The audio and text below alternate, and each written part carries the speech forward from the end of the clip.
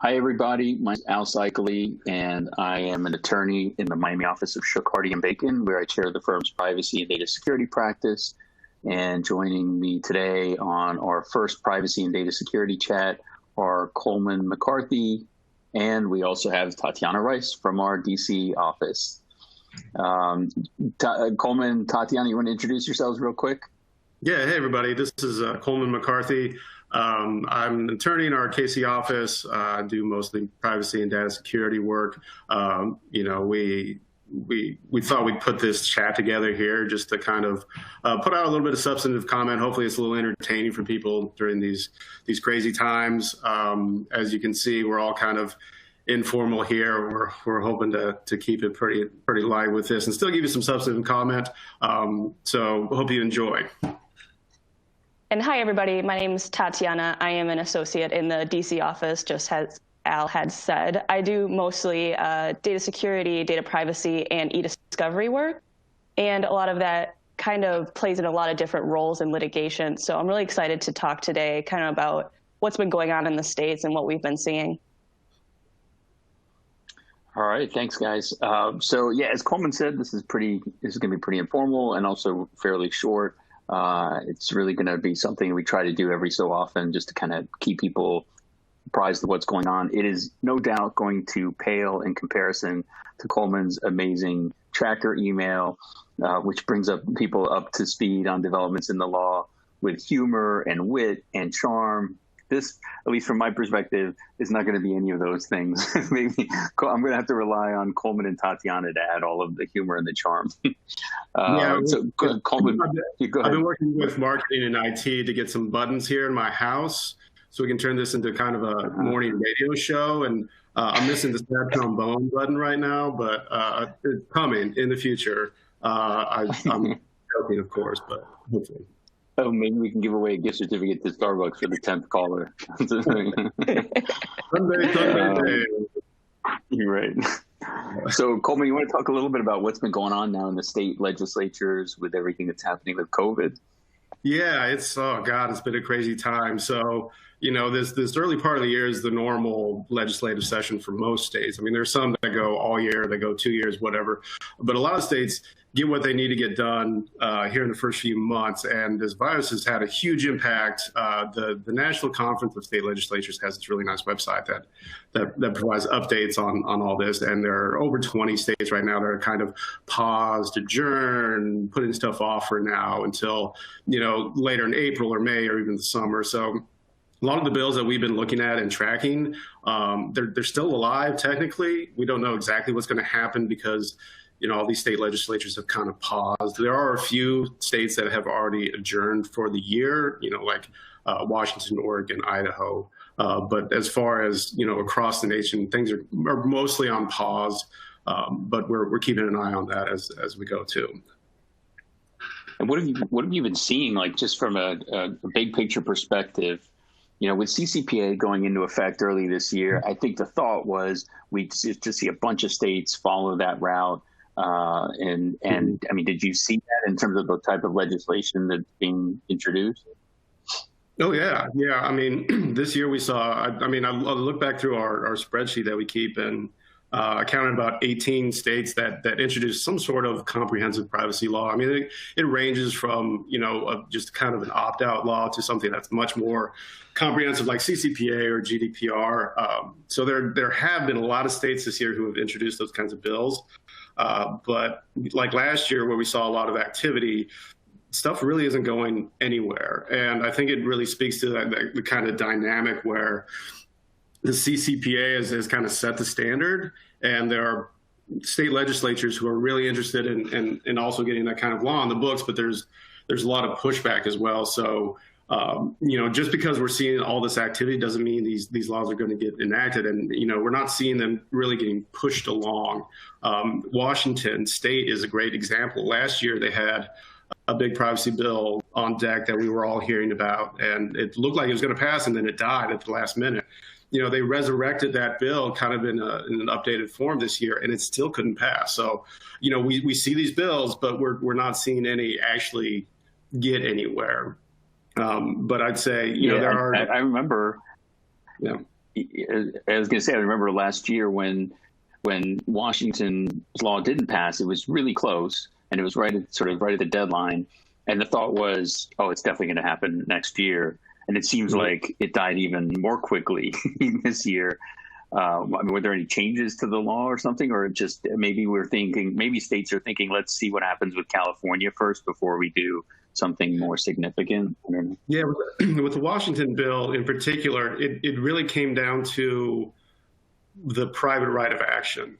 There were people who wanted an expansive private right of action that covered the whole law, right? And it was just kind of this fundamental disagreement that ended up scuttling the whole bill. And that's what happened with the Washington bill. That was this fundamental issue that just couldn't get resolved.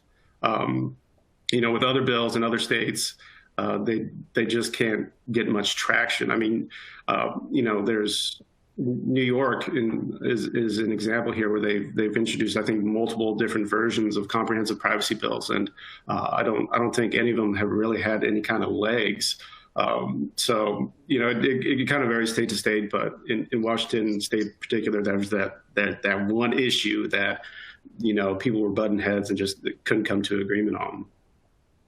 Yeah, and Tatiana, I know you look at these bills every day. Like literally, you get the file that's got all of them in there and kind of, really sift through them for all of us to kind of make sense of what, to try sort of separating the wheat from the chaff kind of thing. Do you agree, with kind of these thoughts? I mean, in terms of, what we're seeing generally, do you have any other sort of thoughts or input on the state of the size of the legislation, how much the level of activity and where we are now? Yeah, definitely. I do think it's really interesting, just seeing these laws every single day as they're coming in. In the beginning, when we had just started doing this, there was, maybe like hundreds of laws that I was going through and kind of trying to compare with, how extreme is this? Is this CCPA? Is this more biometric? Is this genetic? Et cetera.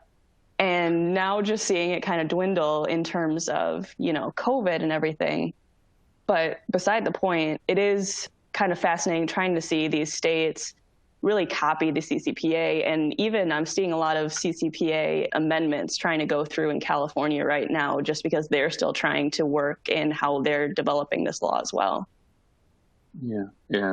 One sector that seems to have had some success in getting legislation through seems to be the insurance sector. Coleman, I think we're seeing some legislation that looks like what the NAIC, the National Association of Insurance Commissioners, passed as a model law in the states. And talk a little bit about what we're seeing on the insurance side, privacy laws and data security laws that might be impacting the insurance sector. Yeah, so you mentioned the NAIC model cybersecurity law, which they put that out, I think, back in 2017. And at first, it was kind of slow on the uptake. I think South Carolina might have been the first state to introduce and pass the law. And that was in maybe 2018. But it ramped up, and before this year, I think 8 states had passed that model law. I mean, they each have their own little tweaks. But this year alone, I think we saw 6 states introduce, legislation based on that model law. And in some cases, we saw that legislation move pretty quickly. I think it's Indiana and Virginia both passed and enacted a cybersecurity law, and there are a couple other that I think are still alive. So these laws are imposing more requirements on insurers themselves to have particular security measures in place.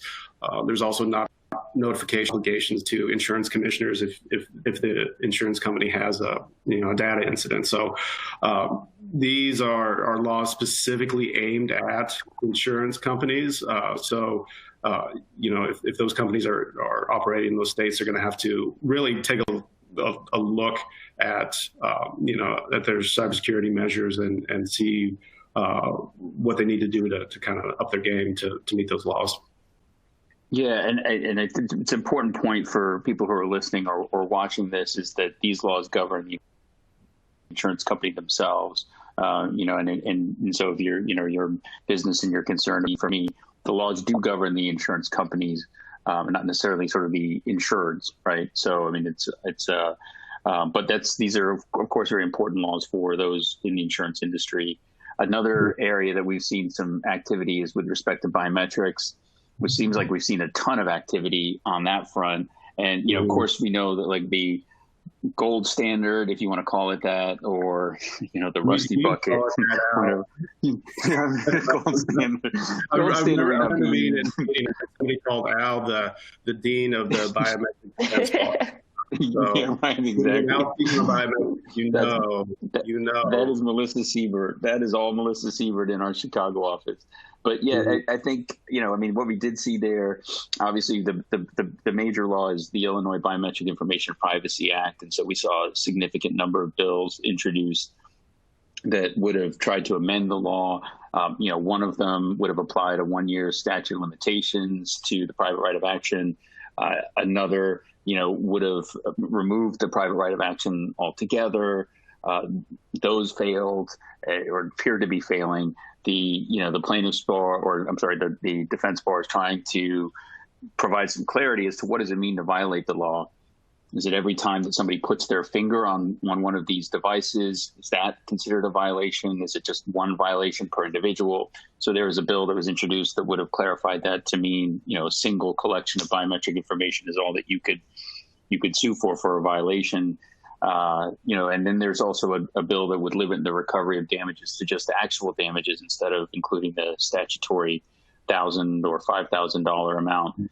So I guess my understanding, Coleman, is we're not really seeing any movement on any of those, especially now with the legislatures kind of going into, hibernation or whatever you want to call it, with what's going on with the coronavirus, right, on the Illinois front. Yeah, I don't think we've seen any real substantive movement on those bills. But there are bills in other states too, which also haven't moved. Yeah. But Al, are there any in other states that have kind of caught your eye at all? Well, there's been a couple of interesting ones. Yeah, there's a couple of new trends that we're seeing at the state level. One is that there are a couple of states that are trying to provide more data subject rights, almost kind of CCPA or GDPR-like data subject rights in terms of a right of access, a right to delete, a right to correct with respect to biometric information. We saw that getting introduced in Idaho and I believe in South Carolina as well. Yeah. And then the other thing that we're seeing is more regulation of the technology providers themselves, companies that provide facial recognition or other biometric services, requiring more testing with respect to accuracy, and I think holding them a little bit more accountable directly under some of these laws. We saw that in Idaho. We've also saw a bill in Maryland get introduced that was like that. Now, with Maryland also tried to introduce an Illinois BIPA-like law. The Maryland session is now, neither of those bills passed the Maryland legislative session. So we saw a lot of New York tried to pass an Illinois BIPA-like law. Alabama and Arizona tried to pass more of a Washington or Texas type law that wouldn't have a private right of action. But we're not seeing much movement, to your point. Right. I mean, I don't think that there's really been anything else that, that I would say to a client now, watch out, this law is about to pass. I mean, they were all introduced around the country, but really not a lot of movement.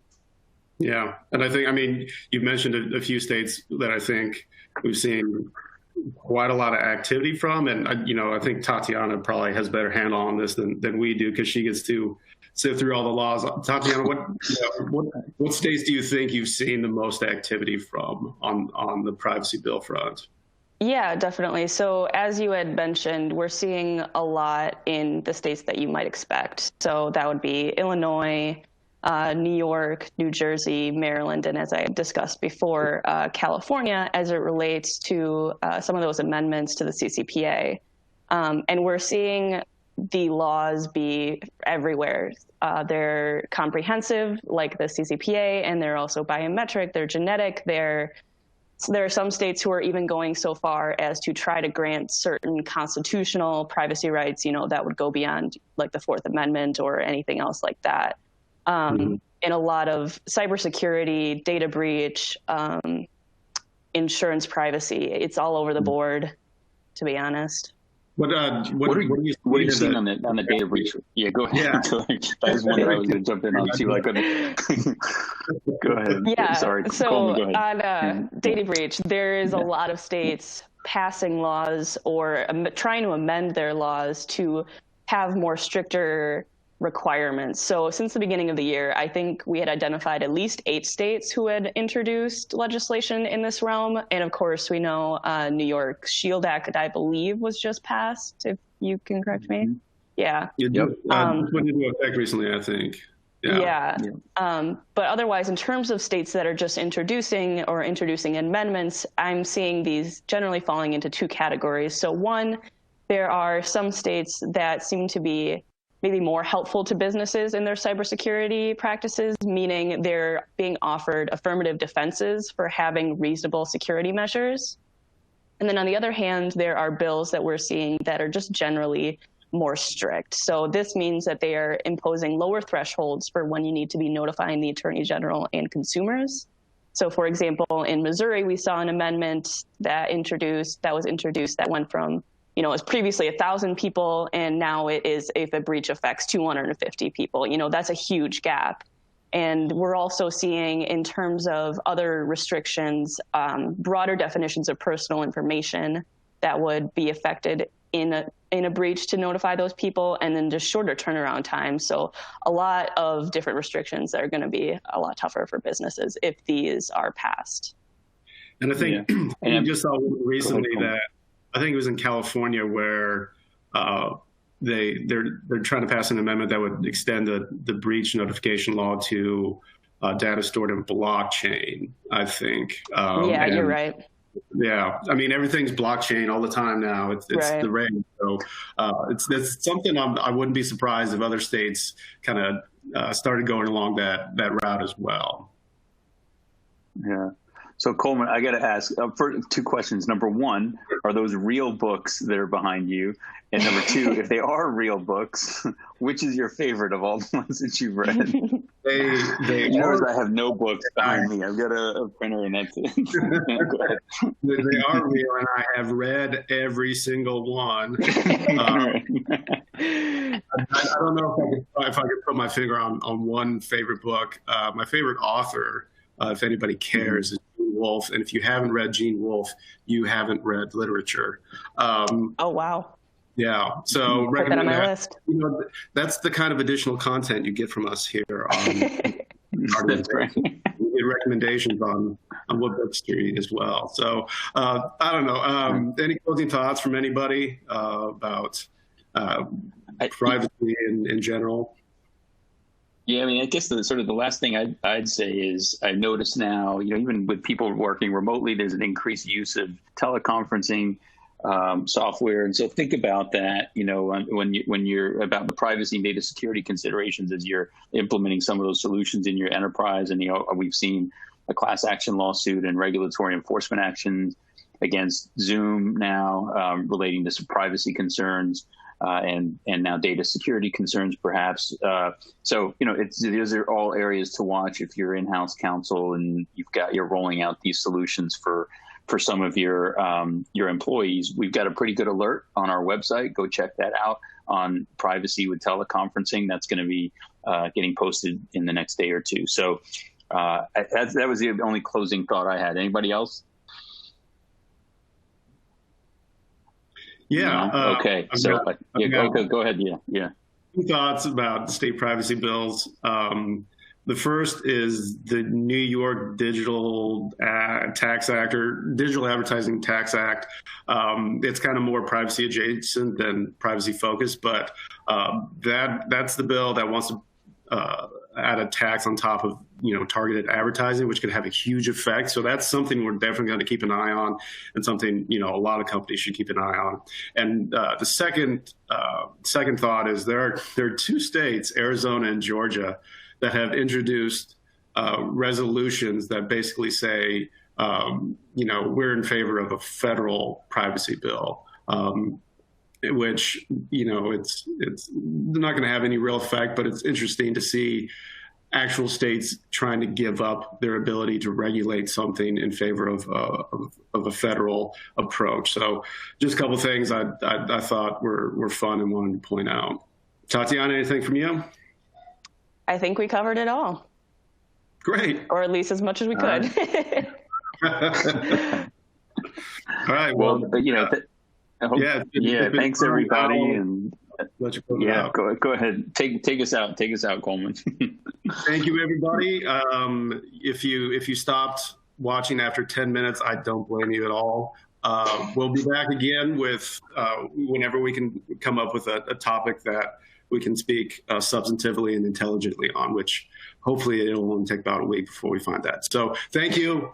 Stay safe, stay sane, stay healthy, and we'll talk to you soon. Thanks, everyone.